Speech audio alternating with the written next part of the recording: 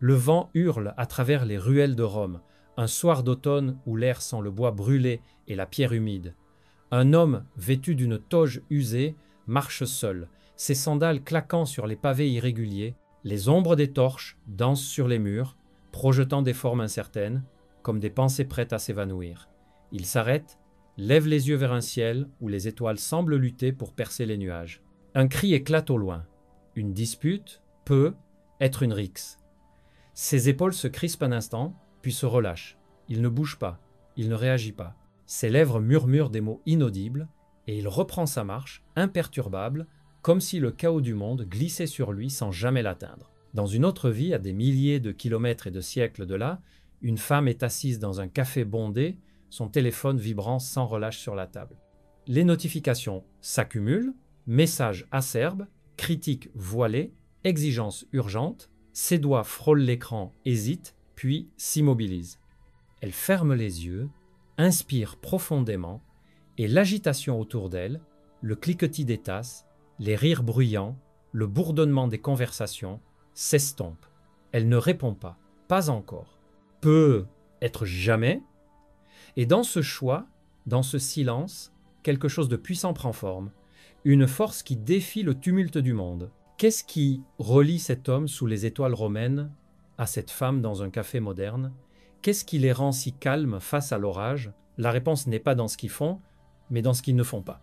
Leur secret réside dans un art ancien, un pouvoir oublié qui transforme le chaos en clarté, la colère en sérénité, l'impuissance en maîtrise. Ce pouvoir, c'est celui de ne pas réagir. Mais comment un simple refus, un silence, une pause peut-il être plus fort qu'une action? Comment l'absence peut-elle devenir une présence si imposante? Et pourquoi, dans un monde qui nous pousse à répondre, à crier, à nous défendre, choisir de ne pas réagir semble-t-il si contre-intuitif, presque révolutionnaire? L'histoire que nous allons explorer n'est pas celle d'une passivité faible ou d'une résignation amère, c'est celle d'une force intérieure, d'une discipline forgée dans les flammes de la philosophie stoïcienne, une force qui a guidé des empereurs, des esclaves, des penseurs, et qui, aujourd'hui encore, peut transformer votre rapport au monde. Le pouvoir de ne pas réagir n'est pas une idée nouvelle. Il trouve ses racines dans les rues poussiéreuses d'Athènes, où Zénon de Kition, le père du stoïcisme, enseignait sous un portique, le stoa poids qu'il est, il y a plus de 2000 ans. Zénon, un ancien marchand ruiné par un naufrage, ne cherchait pas à dominer le monde, mais à comprendre comment y vivre sans être brisé par ses tempêtes. Il disait « Nous avons 2 oreilles et une bouche pour écouter 2 fois plus que nous ne parlons ». Cette maxime, simple en apparence, cache une vérité profonde. La retenue, le silence face à l'agitation, est une arme. Mais une arme de quoi? De contrôle, de liberté, de paix intérieure. Imaginez un instant le monde comme un océan déchaîné. Les vagues, insultes, échecs, provocations s'écrasent contre vous. Votre instinct vous hurle de riposter, de nager contre le courant, de prouver que vous êtes plus fort. Mais Zénon, et plus tard, Épictète, Sénèque et Marc Aurèle ont vu autre chose. La véritable force n'est pas dans la lutte contre les vagues, mais dans la capacité à rester immobile, ancré, à laisser l'eau glisser sans vous emporter. Épictète, esclave, devenu philosophe, l'exprimait ainsi. Ce ne sont pas les choses qui nous troublent, mais l'opinion que nous en avons. Ne pas réagir, c'est refuser de donner du pouvoir à ce qui ne mérite pas d'en avoir. Mais pourquoi est-ce si difficile? Pourquoi, face à une critique, une injustice ou même une simple contrariété, sentons-nous cette brûlure, ce besoin viscéral de répondre? La réponse réside dans notre biologie autant que dans notre culture. Les neurosciences modernes confirment ce que les stoïciens intuyaient. Notre cerveau, façonné par des millénaires de survie, est programmé pour réagir rapidement aux menaces. Une insulte, une menace sociale. Un échec, une menace à notre identité. Le cortex préfrontal, siège de la raison, est souvent submergé par l'amygdale, qui déclenche colère, peur ou honte. Pourtant, les stoïciens, sans connaître les neurosciences, avaient déjà trouvé un antidote, la pause. Marc Aurèle, empereur de Rome, écrivait dans ses Pensées pour moi-même « tu as le pouvoir sur ton esprit, non sur les événements extérieurs. Comprends cela et tu trouveras la force. Ce pouvoir de ne pas réagir n'est pas un renoncement.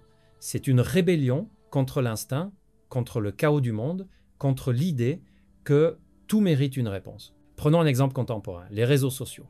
Chaque jour, des millions de personnes sont aspirées dans des cycles de réactions en chaîne. Un commentaire acerbe entraîne une réplique qui entraîne une escalade jusqu'à ce que la colère consume tout. Et si, au lieu de répondre, vous faisiez une pause? Et si, comme Marc Aurèle, face au complot de son empire, vous choisissiez de regarder l'orage, passer sans y plonger? Ce choix, aussi simple qu'il paraisse, est un acte de puissance. Mais comment en est-on arrivé là? Comment une philosophie née dans l'Antiquité peut-elle répondre aux défis d'un monde hyper connecté? Pour le comprendre, il faut plonger plus profondément, là où le stoïcisme devient une expérience vécue. Vous êtes là, au cœur d'une foule romaine, sous le règne de Marc Aurèle. L'air est lourd, chargé d'odeurs de pain cuit et de sueur. Autour de vous, des marchands crient, des charrettes grincent, et les murmures de conspiration flottent comme une brume invisible. Vous êtes un conseiller de l'empereur, et une rumeur venimeuse circule à votre sujet, une accusation d'incompétence qui pourrait ruiner votre réputation. Votre cœur bat plus vite, vos mains tremblent légèrement, vous voulez crier, vous défendre, rétablir la vérité. Mais alors vous vous souvenez des mots de votre maître, Marc Aurèle, « Si ce n'est pas juste, ne le fais pas, si ce n'est pas vrai, ne le dis pas », vous fermez les yeux, vous respirez et vous ne réagissez pas. Maintenant, vous êtes ailleurs, dans un open space bruyant en 2025. Les écrans clignotent, les claviers claquent et votre boîte mail déborde de messages accusateurs. Un collègue a pris le crédit de votre travail et la colère monte en vous comme une vague. Vous sentez la chaleur dans votre poitrine, l'envie de taper une réponse cinglante. Mais vous vous arrêtez, vous entendez la voix d'Épictète comme un écho à travers les siècles. Tu n'es troublé que parce que tu le veux bien. Vous posez vos mains sur le bureau, vous laissez la colère passer comme un nuage devant le soleil et dans ce moment, vous réalisez que ne pas réagir n'est pas une faiblesse, mais une victoire. Ce contraste entre l'Antiquité et notre époque moderne révèle une vérité universelle. Le monde change, mais le chaos reste le même. Les stoïciens vivaient dans un monde de guerre, de trahison, de maladie. Nous vivons dans un monde de notifications, de surinformation, de jugements instantanés. Pourtant, la tentation de réagir, de se laisser emporter, est la même. Ce qui diffère, c'est l'échelle. Aujourd'hui, une seule phrase, maladroite, peut devenir virale, ruinant une carrière en quelques heures.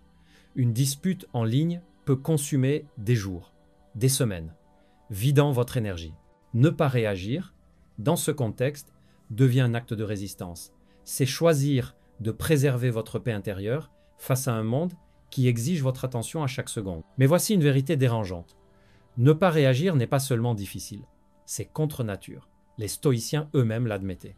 Sénèque, dans ses lettres à Lucilius, écrivait « La raison n'est pas donnée à l'homme par nature, elle s'acquiert par l'effort. Ce que les neurosciences confirment aujourd'hui est stupéfiant. Notre cerveau est câblé pour réagir instantanément, souvent avant même que nous ayons conscience de nos émotions.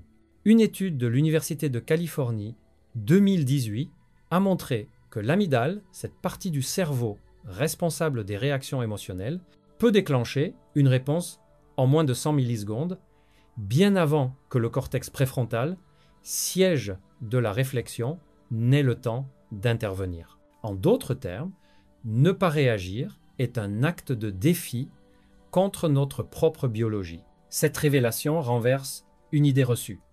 Nous croyons être maîtres de nos choix, mais nous sommes souvent esclaves de nos impulsions. Les stoïciens l'avaient compris et leur solution était radicale. Entraîner l'esprit comme un athlète entraîne son corps. Marc Aurèle, par exemple, s'imposait des exercices quotidiens de réflexion, écrivant chaque soir pour se préparer aux provocations du lendemain. Il notait « Commence chaque jour en te disant « Aujourd'hui, je rencontrerai l'ingratitude, l'insulte, la malveillance. Et je ne serai pas troublé, car j'ai choisi de ne pas l'être. » C'était pas une simple pensée positive, mais une discipline rigoureuse, un combat contre soi-même. Ce qui est encore plus surprenant, c'est que cette pratique stoïcienne trouve des échos dans des disciplines modernes comme la thérapie cognitivo-comportementale d'Husminer. Les psychologues d'aujourd'hui utilisent des techniques similaires à celles d'Épictète, identifier les pensées automatiques, les remettre en question et choisir une réponse alignée avec ses valeurs. Une étude publiée dans Nature 2020 a montré que les personnes pratiquant la pleine conscience, une forme moderne de cette discipline stoïcienne, réduisent l'activité de leur amygdale, diminuant ainsi leur réactivité émotionnelle. Les stoïciens, sans le savoir, étaient des pionniers de la neuroscience. Mais cette révélation soulève une question troublante. Si ne pas réagir est si puissant, pourquoi si peu de gens le pratiquent? Pourquoi, malgré les leçons de l'histoire et les preuves scientifiques, continuons-nous à nous laisser emporter par la colère, la peur ou le besoin de nous justifier? La réponse peut être dans une vérité encore plus profonde, une vérité que les stoïciens ont explorée à travers leur vision du monde. Pour comprendre le pouvoir de ne pas réagir, il faut remonter à la vision stoïcienne du cosmos. Pour Zénon et ses disciples, le monde était régi par un ordre rationnel, un logos universel. Tout ce qui arrivait, tempête, trahison, maladie, faisait partie de cet ordre, même si nous ne pouvions pas toujours le comprendre. Ne pas réagir, c'était s'aligner avec ce logos, accepter que certaines choses échappent à notre contrôle. Épictète le résumait ainsi, il y a ce qui dépend de nous et ce qui ne dépend pas de nous. Ce qui dépend de nous, nos jugements, nos choix, nos actions. Tout le reste, la météo, les opinions des autres, les aléas du destin, est hors de notre portée. Ce principe, né dans la Grèce antique, a traversé les siècles, influençant des penseurs aussi divers que les moines bouddhistes, les philosophes chrétiens comme saint Augustin, et même des figures modernes comme Nelson Mandela. Pendant ses 27 années de prison, Mandela a incarné le pouvoir de ne pas réagir. Face à l'injustice, à la haine, il a choisi le silence, la réflexion, la dignité. Dans ses mémoires, il écrit « Si je ne pouvais pas contrôler mes circonstances, je pouvais contrôler ma réponse à ces circonstances ». Ce choix, inspiré par une discipline quasi stoïcienne, a transformé un prisonnier en symbole universel. Mais le stoïcisme n'est pas seulement une philosophie de l'individu. Il a aussi façonné des sociétés. Dans la Rome de Marc Aurèle, alors que l'Empire était assailli par les guerres et les épidémies, le stoïcisme offrait un cadre pour gouverner avec sagesse. Marc Aurèle, souvent seul face à des décisions écrasantes, utilisait la non-réaction comme un outil stratégique. Plutôt que de répondre à la panique par la panique, il réfléchissait, pesait, décidait. Son règne, bien que marqué par des crises, est considéré comme l'un des plus stables de l'histoire romaine. Comparez cela à notre époque, où la réactivité est devenue une norme culturelle. Les réseaux sociaux, les cycles d'information 24/7, les attentes de réponses immédiates ont créé une société où l'impulsion prime sur la réflexion. Pourtant, les stoïciens nous rappellent que cette réactivité est une forme d'esclavage. En réagissant à chaque provocation, nous donnons aux autres le pouvoir de contrôler nos émotions. Ne pas réagir, en revanche, est une déclaration d'indépendance. Le pouvoir de ne pas réagir a des conséquences profondes, tant pour l'individu que pour la société. À l'échelle personnelle, il transforme la façon dont nous vivons le stress. Une étude de l'Université de Harvard, 2019, a montré que les personnes qui pratiquent la régulation émotionnelle, c'est à dire la capacité à observer leurs émotions sans y réagir immédiatement, ont des niveaux de cortisol, l'hormone du stress, significativement plus bas. Cela signifie moins d'anxiété, moins de burn-out, une meilleure santé mentale. Mais l'impact va plus loin. En ne réagissant pas, nous brisons les cycles de conflit. Prenons l'exemple de Rosa Parks, dont le refus de céder sa place dans un bus en 1955 n'était pas une explosion de colère, mais un acte de non-réaction délibérée. Elle n'a pas crié, elle n'a pas lutté. Elle est restée assise, calme, inébranlable. Ce silence a déclenché une révolution. Le pouvoir de ne pas réagir, dans ce cas, n'était pas une passivité, mais une force qui a ébranlé un système. Dans le monde moderne, les traces de cette philosophie sont partout, même si nous ne les voyons pas toujours. Les pratiques de méditation, de pleine conscience, de journaling sont des héritages directs du stoïcisme. Des figures comme Steve Jobs, connu pour ses moments de réflexion silencieuse avant de prendre des décisions, ou Angela Merkel, dont le calme face aux crises a marqué son leadership, montrent que ne pas réagir reste une stratégie puissante. Mais ce pouvoir soulève aussi des questions sur la nature humaine. Pourquoi sommes-nous si prompts à réagir, même quand cela nous nuit? Peut être parce que la réactivité nous donne l'illusion du contrôle. En répondant, en criant, en nous défendant, nous croyons affirmer notre existence. Les stoïciens, eux, voyaient les choses différemment. La véritable affirmation de soi réside dans la maîtrise de soi, dans la capacité à dire non au chaos intérieur. Alors, qu'est-ce que le pouvoir de ne pas réagir? C'est l'art de choisir ses batailles. Non pas avec les autres, mais avec soi-même. C'est la discipline de voir une provocation et de décider qu'elle ne mérite pas votre énergie. C'est la liberté de ne pas être esclave de vos émotions, des attentes des autres ou des caprices du destin. Les stoïciens nous ont légué une carte pour naviguer dans un monde chaotique. Une carte où le silence, la réflexion et la retenue sont des armes plus puissantes que n'importe quelle parole. Mais cette philosophie soulève de nouvelles questions. Dans un monde qui valorise l'action, la visibilité, la réactivité, comment trouver l'équilibre entre ne pas réagir et agir avec intention? Comment savoir quand le silence est une force et quand il devient une fuite?